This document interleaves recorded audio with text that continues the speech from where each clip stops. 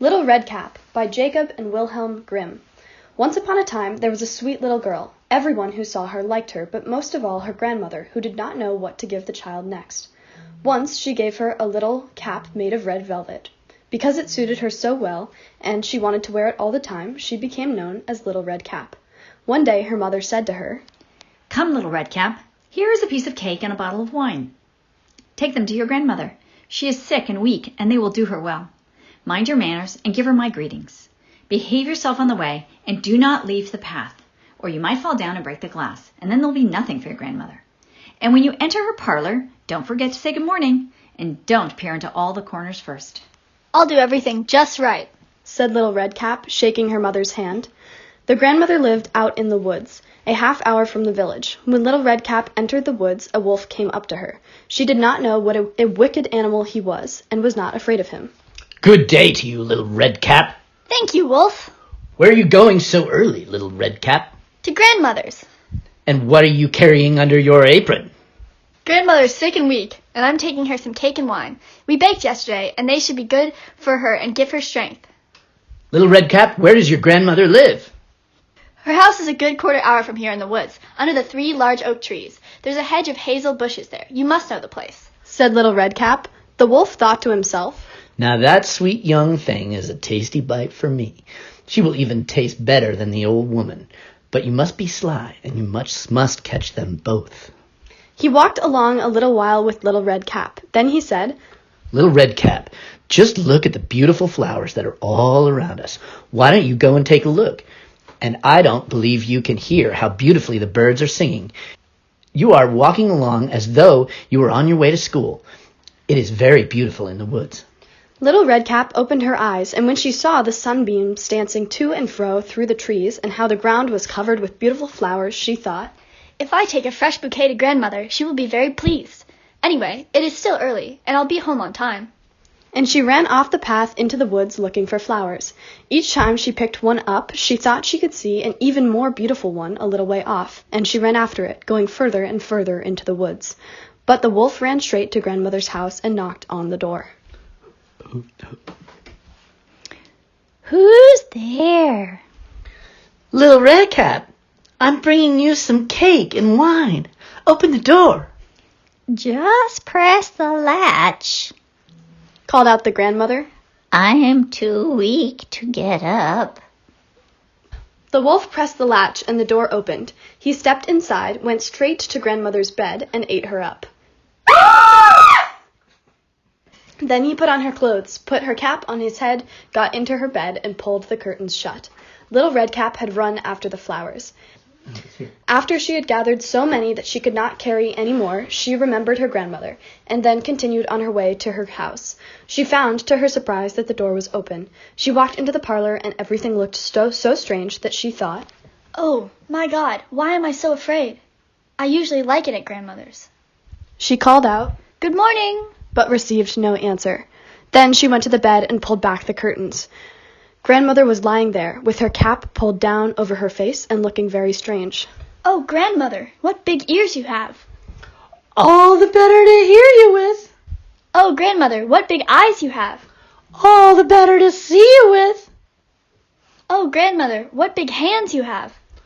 "All the better to grab you with." "Oh, grandmother, what a horribly big mouth you have." "All the better to eat you with." The wolf had scarcely finished speaking when he jumped from the bed with a single leap and ate up poor Little Redcap.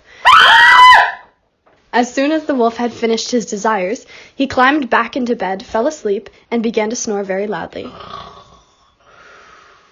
A huntsman was passing by. He thought, "The old woman is snoring so loudly. You had better go and see if something is wrong with her." He stepped into the parlor, and when he approached the bed, he saw a wolf lying there. "So here I find you, you old sinner," he said. "I have been hunting you for a long time." He was about to aim his rifle when it occurred to him that the wolf might have eaten the grandmother, and that she might still be rescued. So instead of shooting, he took a pair of scissors and began to cut open the wolf's belly. After a few cuts, he saw the little red cap shining through. And after a few more cuts, the girl jumped out, crying, "Oh, I was so frightened. It was so dark inside the wolf's body." And the grandmother came out as well, alive but hardly able to breathe. Then Little Redcap fetched some large stones. She filled the wolf's body with them, and when he woke and tried to run away, the stones were so heavy that he immediately fell down dead. Ugh! The three of them were happy. The huntsman skinned the wolf and went home with the pelt. The grandmother ate the cake and drank the wine that Little Redcap had brought. And Little Redcap thought, As long as I live, I will never leave the path and run off into the woods by myself if my mother tells me not to. Little Red Coat, adapted from Jacob and Wilhelm Grimm. Once upon a time there was a sweet little boy. Everyone who saw him liked him, but most of all his grandfather, who did not know what to give the child next. Once he gave him a little red coat made of red velvet. Because it suited him so well, and he wanted to wear it all the time, he became known as Little Red Coat. One day his father said to him, Come, Little Red Coat, there is a piece of cake and a bottle of wine. Take them to your grandfather. He is sick and weak, and they will do him well. Mind your manners and give him my greetings. Behave yourself on the way, or you might fall down and break the glass, and there will be nothing for your grandfather. I'll do everything just right, said a Little Redcoat, shaking his father's hand. The grandfather lived out in the woods, a half-hour from the village. When Little Redcoat entered the woods, a wolf came up to him. He did not know what a wicked animal she was, and was not afraid of her. Good day to you, Little Redcoat. Thank you, Wolf. Where are you going so early, Little Redcoat? To grandfather's. And what are you carrying under your apron? Grandfather is sick and weak, and I'm going to take him some cake and wine. My mother baked yesterday, and they should be good for him and give him strength. Little Redcoat, where does your grandfather live? His house is a good quarter-hour from here in the woods under 3 large oak trees. There's a hedge of hazel bushes there. You must know the place, said Little Redcoat. The wolf thought to herself, Now that strong young thing is a tasty bite for me. He will taste even better than the weak old man. You must be sly, and you can catch them both. She walked along a little while with Little Redcoat. Then she said, Little Redcoat, just look at the beautiful flowers that are all around us. Why don't you go and take a look? And I don't believe you can hear how beautifully the birds are singing. You are walking along as though you were on your way to school. It is very beautiful in the woods. Little Redcoat opened his eyes, and he saw the sunbeams dancing to and fro through the trees, and how the ground was covered with beautiful flowers, and he thought, Why would I stop and pick the flowers? Grandfather would not be pleased by such flowers. I'm surprised the wolf has mentioned such a thing. And he continued on the path into the woods, passing by all the flowers. The wolf realized her plan had not worked, and thought of something else. Little Redcoat, look at those apples in the trees. Do you think your grandfather would want one of those? Why don't you climb up and get one for him? Little Redcoat opened his eyes and saw the apples in the tree above him. He thought, Those apples do look nice, but I was told to hurry along my way. Perhaps I'll stop and pick one when I return from grandfather's house. Again the wolf had not managed to distract Little Redcoat. She licked her lips and said farewell to the boy, even though she had full intentions of seeing him again. She left the path and walked on her own to grandfather's house. But Little Redcoat expected this, and he sped up to a run and went straight to his grandfather's house. He told him he had seen the wolf, and that she had wished him a good day, but had stared at him in a wicked manner. I was worried she would eat me, so I hurried here, Little Redcoat said. Come, Said the grandfather. let's lock the door so she can't get in. Soon afterward the wolf knocked on the door and called out, Open up, Grandfather. It's Little Redcoat, and I'm bringing you some baked things.